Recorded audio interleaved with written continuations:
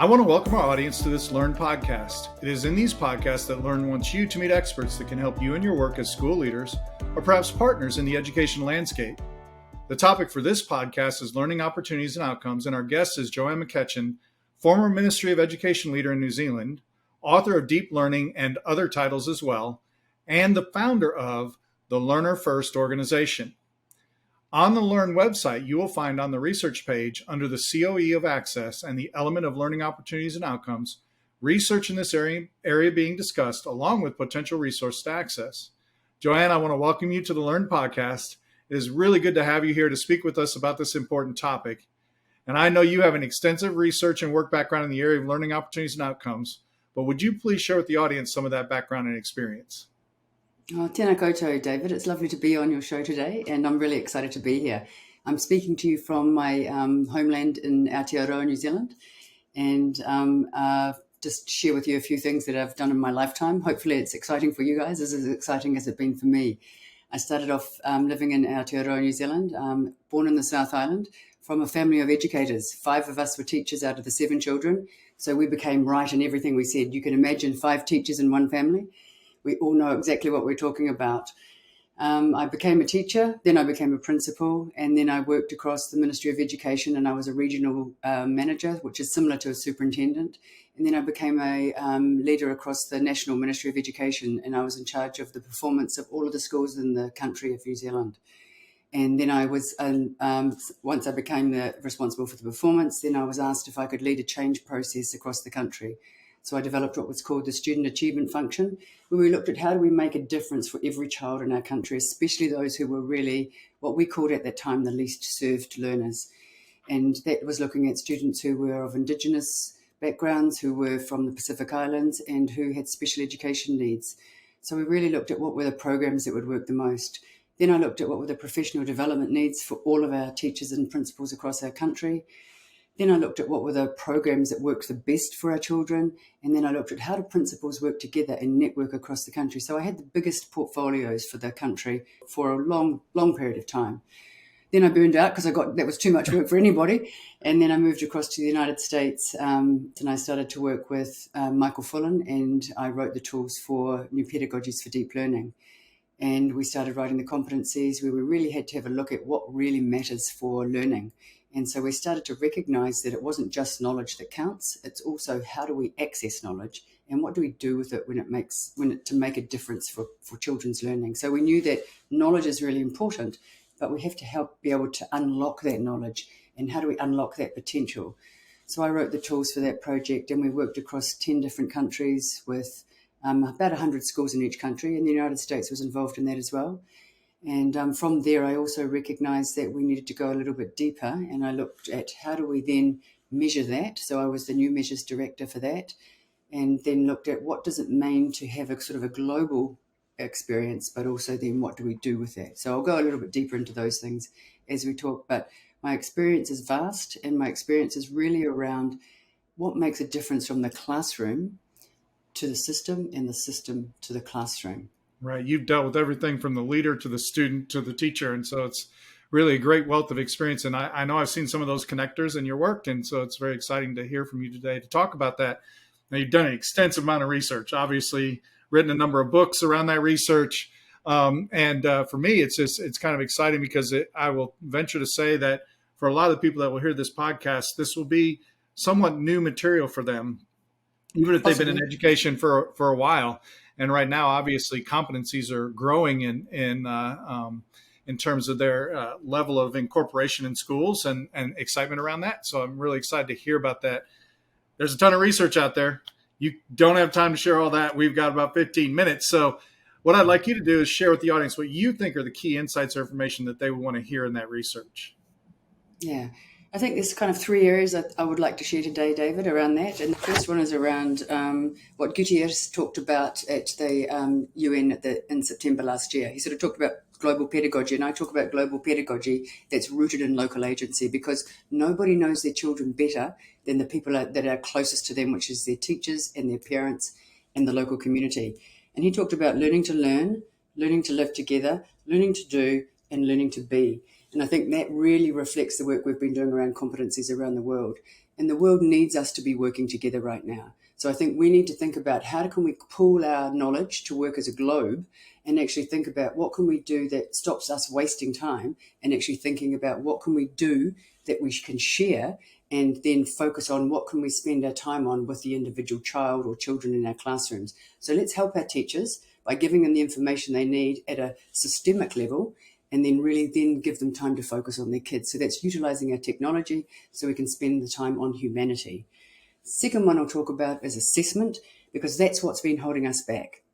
If we think about, I always challenge people and teachers and parents to say, has anyone got twins? Or has anyone got kids that are the same, exactly the same? If we dared to treat them the same, our kids would just have a they're right against us.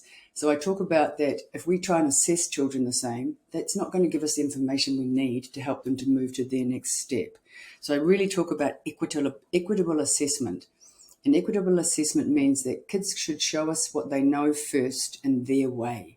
Right. If they can show us first what they know, then we can get them to show us in the way we want them to show us. Mm-hmm. But if they can learn first, show us their knowledge in the way they want to, then we've got a chance of them wanting to stay learning, because they get excited about learning. So I think standardization across assessment is only one data point. We need to let them have a go first, and then we'll get some excitement back in learning. Then the next one is around the contributive learning. So I think about contributive learning has 4 elements to it, and that word might be new to people, contributive learning. And when I talk about that, what I mean is 4 outcomes for learning. And these are the deep outcomes that we've really been wanting for learning across the world. And I have interviewed multiple parents in America as well, because I've lived there for multiple years myself.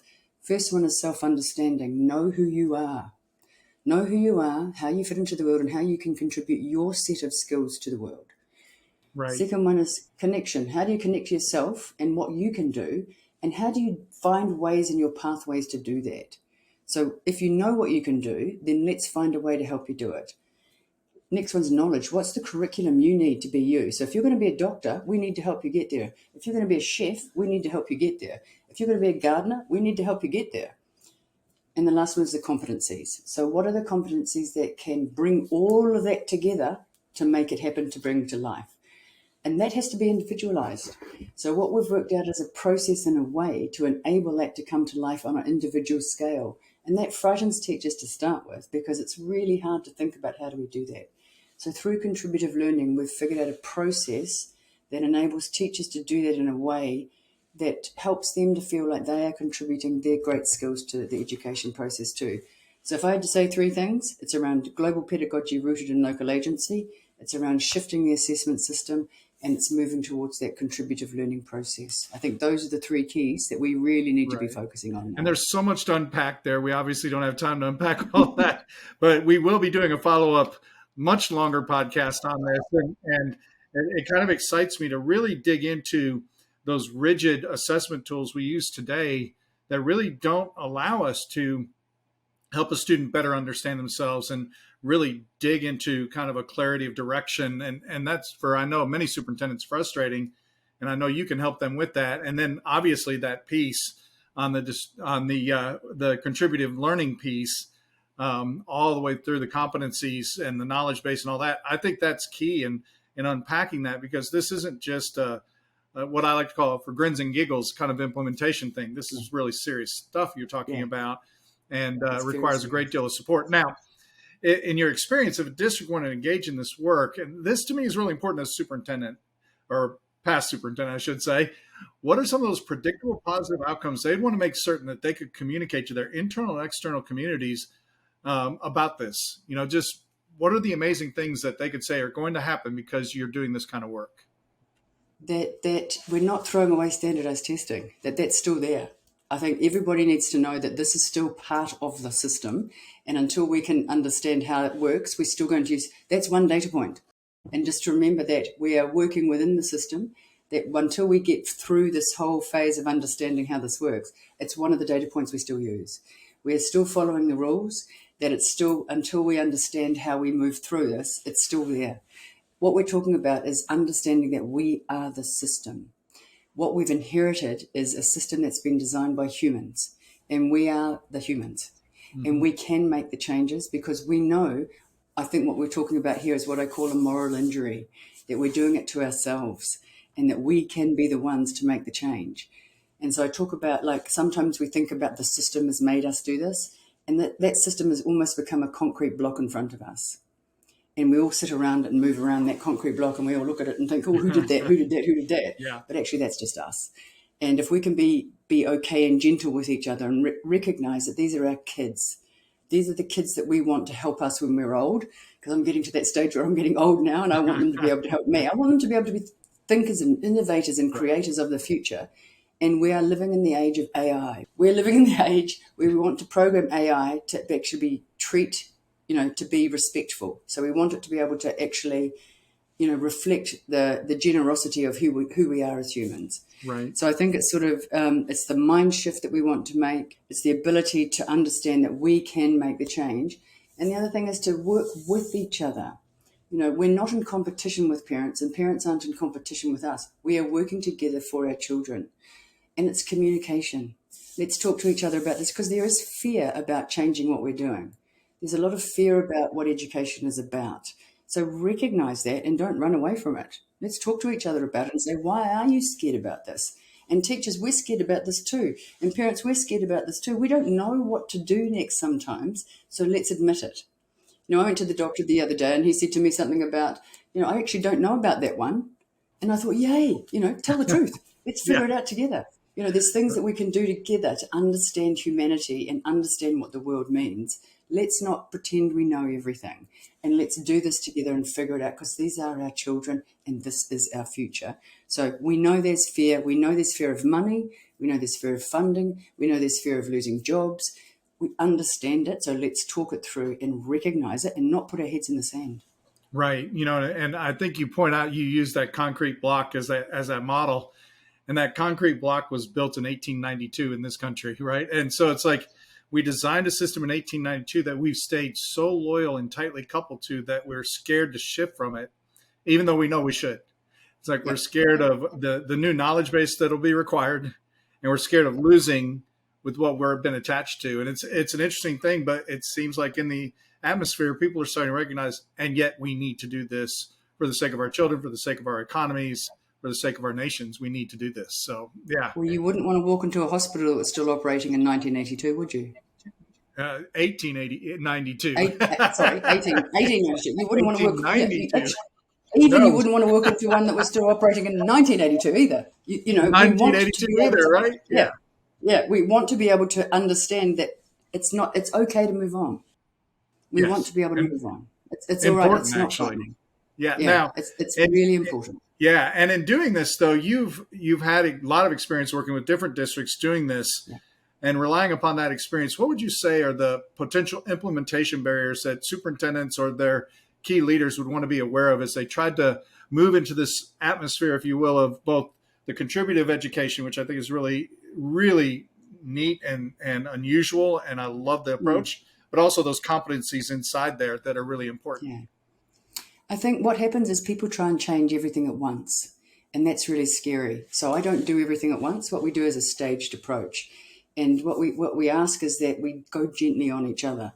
So we use a process where we just use one. We do one learner at a time, one teacher at a time, one school at a time, and we learn a process first. Because what happens is people feel they have to race. This isn't a race. This is a life. And actually, what we do is we teach the skills. And I think what happens is it becomes a really positive journey, because I've been accosted in bathrooms by teachers saying, "You've changed my life. I actually want to stay in the teaching profession now. I don't want to retire anymore because I'm loving coming to school." We've had like one district we work with in Oklahoma. They got 10,000 more school days paid for because they had their kids come back to school. There's an excitement that comes back into teaching because they love it again, and the kids love it again because they get the joy back of learning, because that's what it's about. And if we can encourage and engage kids in learning, and teachers too, so that they want to be at school, then we're halfway through the battle. Because it's presence, it's engagement, and then it's achievement. You can't teach if kids aren't at school. You can't engage if they don't like it. So it's like it's all a big parcel of, it's all that together piece. Now, I'm really curious about a piece in there, that authentic assessment piece. That's actually some of the work we talk about in Learn. How do you get to that space a little bit, just kind of pushing on that issue specifically? How do you get to that space with the staff, especially as they constantly talk about the whole standardized testing experience? They get afraid of pulling in new ways of looking at student learning. How do you get to there? To me, it's a process of thinking about what tells you, what would tell you that a child has been successful when they're learning about that objective. So we go back to the standards, we go back to the objectives, and we say, what really tells us if a child has actually achieved that? So we don't look at the content of it, we're looking at the objective of it, and then we keep teaching to that objective. We might change the context as we move through, but we'll remain true to what we're actually trying to understand. And then we're asking the children, how can you tell me you've learned that? What would be some ways you could show me you've learned that? Because guess what, David? When we leave school, we are the ones who have to know whether we have been successful or not. No one else will tell us. So self-assessment for me is the first indicator. Then we might want to look for, is there some peer assessment we could do? So others could share with each other if we've been successful or not. Then we might ask for maybe some parent input. Or we might say, is there a different way? There's artistic ways, there's written ways, there's musical ways, there's all these different ways that can be shown. And we broaden our ways of understanding about learning and knowledge, because there's not one way of doing anything in this world.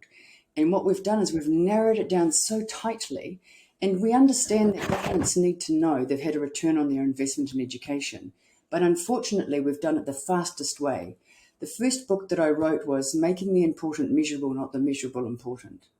Let's not make it so that we teach to what we think should be tested.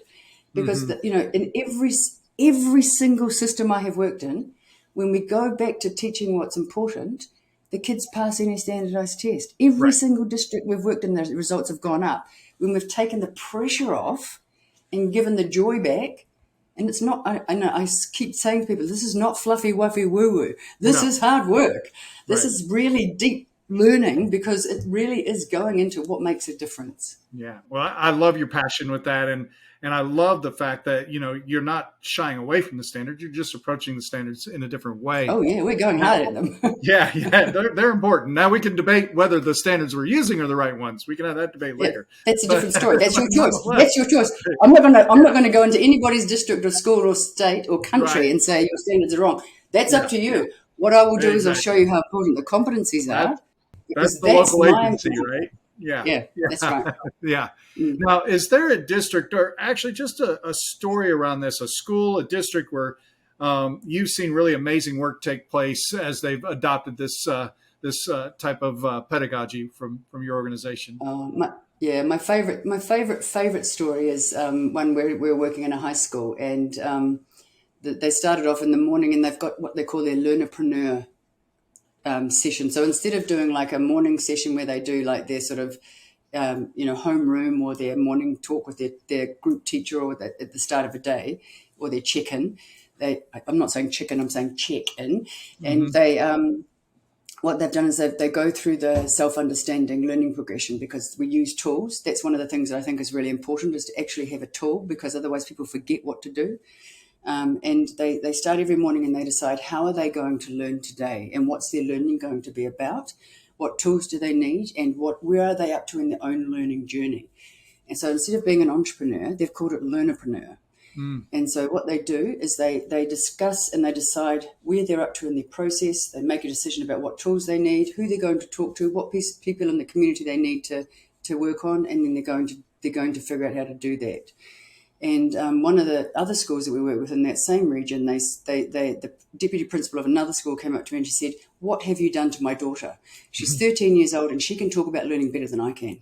Oh, wow. That's powerful. So that's a powerful that story. Is exceeding. So she came to me and she said, "We need to work with you because of this." So it's like, these are the sorts of stories that are happening. And another really beautiful story is about how one other school of year, that it would be equivalent to grades 7 and 8, I think, in the States. They said they decided that their parents were getting overweight. And so the parents' excuse was, we had to travel on a train an hour each way to work each day. So they decided that what they would want to do is they wanted to get some fitness equipment on their train. So they spent this whole project writing to the council, writing to the train owners, and they ended up getting fitness equipment on the train. That's awesome. They had to measure a whole carriage. They had to measure the train carriage. They had to write and get funding for it. They had to work out which equipment wouldn't, when they're going along on the train, so it would, stay. They had to guarantee that parents would use it, and they did it. So I think, what we're talking about is real learning that makes a difference for people's lives. So it's finding ways of doing that.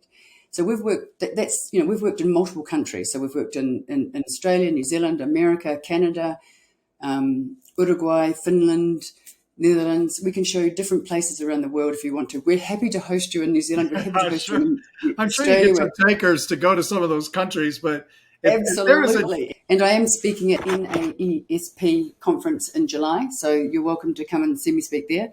And I'd certainly host a group of people who wanted to come traveling with me around the world to see some different schools. It's well worth it to see what goes on. That's wonderful. I think it just opens our eyes.